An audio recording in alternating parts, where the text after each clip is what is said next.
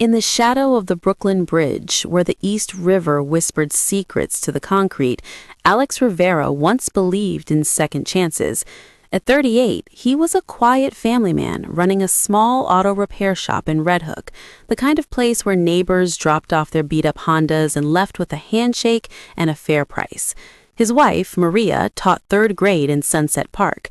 Their daughter, Sophia, was 11, all braces and boundless energy, obsessed with drawing superheroes who always won.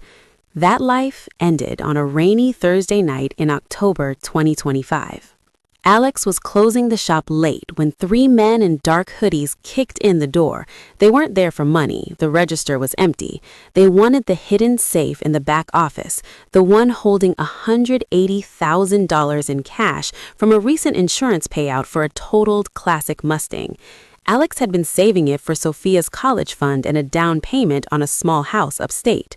He fought back, grabbed a wrench, landed one solid hit before a baseball bat cracked across his ribs. The leader, a tall man with a jagged scar across his left cheek and cold gray eyes, laughed as he pressed a gun to Alex's temple. "Victor Kane sends his regards," the man said. "You should have paid protection like everyone else in this neighborhood." They took the money, they took the security footage, and before leaving, the scarred man shot Alex twice, once in the shoulder, once in the gut, and set the shop on fire. Alex survived because a passing garbage truck driver called 911. He woke up in Bellevue Hospital 3 days later, tubes in his arms, Maria holding his hand with tears streaming down her face. The doctors saved him, but the fire had destroyed everything. The shop was gone. Insurance called it arson and dragged their feet. Worst of all, the police investigation went nowhere. No witnesses, no usable evidence. "Organized crime," the detective said with a shrug.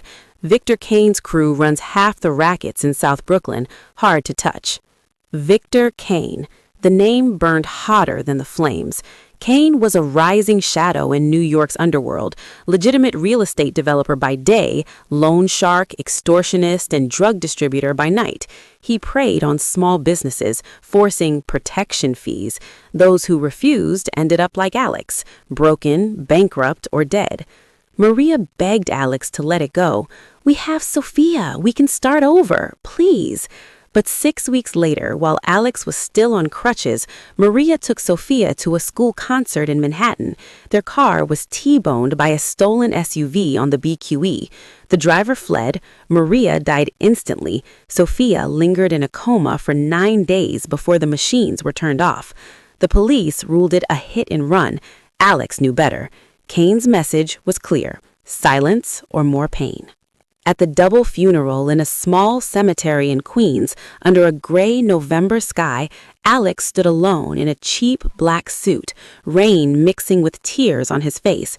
He clutched Sophia's favorite drawing, a crayon superhero with a cape labeled "Daddy Saves the Day."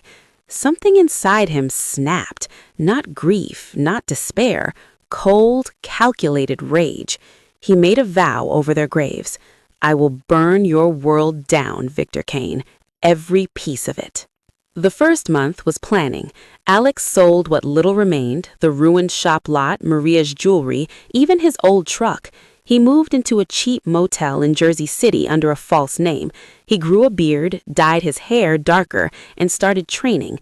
Not gym bro fitness, brutal, practical survival. He found an ex-MMA fighter in Newark who owed favors and taught him dirty fighting, eye gouges, throat strikes, how to use everyday objects as weapons. He studied Kane, quietly, using public records, old news articles, and burner phones to contact former associates who hated the man. Kane lived in a fortified penthouse in Tribeca. He had bodyguards, ex-cops, and ex-military. His empire included 3 nightclubs in Manhattan, a trucking company used for smuggling, and a network of corrupt officials who looked the other way. His right-hand man was Dominic the Knife Rossi, the scarred enforcer who had burned Alex's shop. Alex's first strike was small, but symbolic. He hacked into the DMV system using skills learned from a shady online forum, months of late-night tutorials. He cloned the plates of one of Kane's luxury SUVs, then he waited. On a cold December night, he followed Dominic Rossi from a strip club in Hell's Kitchen on a quiet side street. When Rossi stopped at a red light, he rammed him from behind with a stolen van. Not hard enough to kill, just to trap him. Rossi stumbled out, gun drawn. Alex was faster. He smashed a glass bottle across Rossi's face, reopening the old scar, then drove a knee into his groin.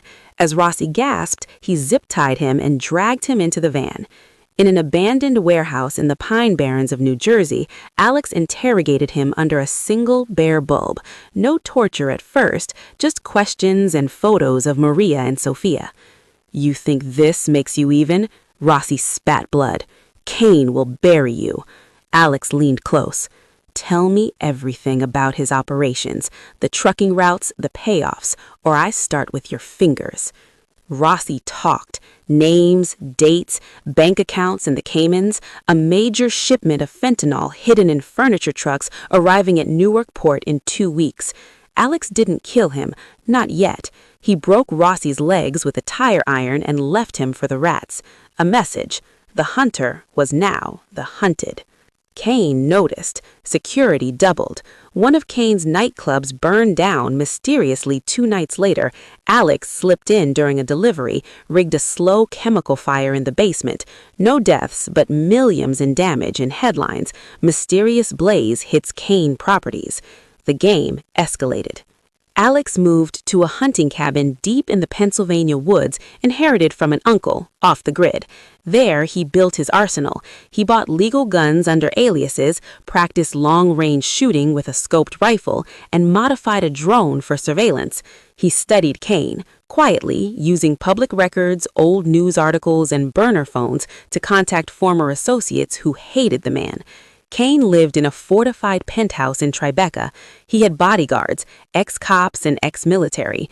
His empire included 3 nightclubs in Manhattan, a trucking company used for smuggling, and a network of corrupt officials who looked the other way. His right-hand man was Dominic the Knife Rossi, the scarred enforcer who had burned Alex's shop. Alex's second target was Marcus Hale, Cain's accountant, a slick numbers man who laundered the dirty money through shell companies. Hale lived in a gated community in Short Hills, New Jersey. Alex posed as a delivery driver, used a fake uniform, and gained entry during a snowstorm. Inside Hale's home office, while the man begged, Alex forced him to transfer funds, $2.3 million from Cain's hidden accounts, to charities for burn victims and families of overdose victims. Then he zip-tied Hale to a chair and set the alarm to trigger after he left. The police would find the transfers and assume an inside job. Cain raged. He put a $500,000 bounty on the ghost attacking his empire. Hitmen started sniffing around Brooklyn. Alex struck back harder. He infiltrated the trucking yard at night. Using Rossi's intel, he located the fentanyl shipment. Instead of stealing it, he rigged the trucks with trackers and anonymously tipped the DEA. The raid made national news. Major drug bust linked to real estate mogul Victor Cain. Cain's legitimate businesses took a hit. Stock in his public company plummeted. Investors fled. But Cain was slippery. He denied everything, hired top lawyers, and went underground. His remaining loyalists hunted Alex relentlessly. The climax built in the dead of winter. Alex learned Cain would attend a private business summit at a remote luxury lodge in the Poconos, invitation only for his top lieutenants and corrupt partners. Security would be heavy, but the isolation worked both ways. Alex spent days preparing. He hiked in through the snow-covered forest carrying a backpack of supplies, suppressed pistol, rifle, climbing gear, and a vial of sedative. He set up a sniper perch on a ridge overlooking the lodge 2 days early, enduring freezing nights in a snow cave. On the night of the meeting, luxury SUVs rolled up the winding road. Cain arrived in an armored Escalade, flanked by 4 bodyguards.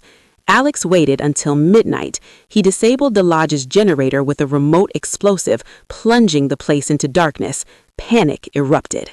He moved like a shadow, took out the first 2 exterior guards with silent headshots, slipped inside through a kitchen window. Chaos reigned. Flashlights danced. Men shouted. Alex found Dominic Rossi, now in a wheelchair after their last encounter, trying to direct security. Alex dragged him into a side room. "You remember my family?" Rossi whispered. "You think this makes you even." Rossi spat blood. "Cain will bury you." Alex leaned close. "Tell me everything about his operations, the trucking routes, the payoffs, or I start with your fingers." Rossi talked. Names, dates, bank accounts in the Caymans, a major shipment of fentanyl hidden in furniture trucks arriving at Newark Port in 2 weeks. Alex didn't kill him, not yet. He broke Rossi's legs with a tire iron and left him for the rats. A message. The hunter was now the hunted. Cain noticed. Security doubled. One of Cain's nightclubs burned down mysteriously 2 nights later. Alex slipped in during a delivery, rigged a slow chemical fire in the basement. No deaths, but millions in damage and